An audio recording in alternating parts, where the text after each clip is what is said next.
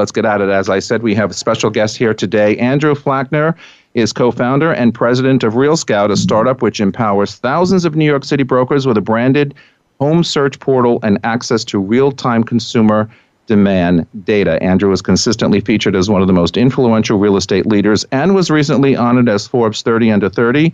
So when you're looking to design, as you did, an application that's going to delight agents, and we all know how difficult it is to get agents to do something brand new, and John will attest to that.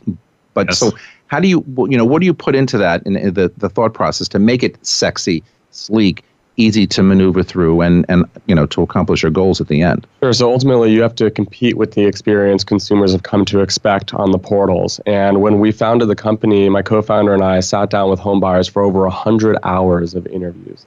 And we tried to understand their search behavior. Interesting. Buyers. Okay, go ahead. Yeah, buyers. And we wanted to know, at the time I was selling real estate, and I was wondering, why my buyers were not going to my website, where they weren't even going to my broker's website. They were going to the national search portals, and we wanted to understand why. And it may surprise you that the number one reason we uncovered is that when they go to a broker's website, they believe they're not looking at all of the property, all of the listings. Because these brokers have such a strong and dominant brand in their marketplace, they often feel that they're only looking at the Douglas Elliman listings or the Brown Harris listings.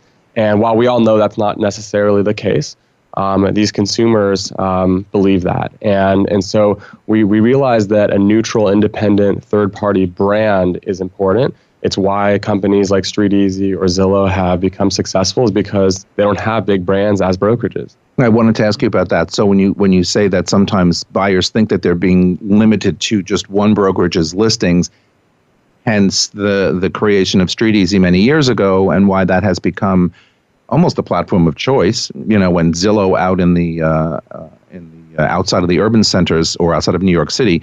So that's what I wanted to get to. So tell us how RealScout kind of supplants the StreetEasys of the world out there, and what you can as a consumer or buyer do with this application. Sure, and I wouldn't say necessarily supplant. We believe that a real estate life cycle is a funnel, and at the top of the funnel is where unaffiliated buyers go to connect, honestly, not even with a property, but with a broker, right? They might go to one of those sites and they might connect with a broker.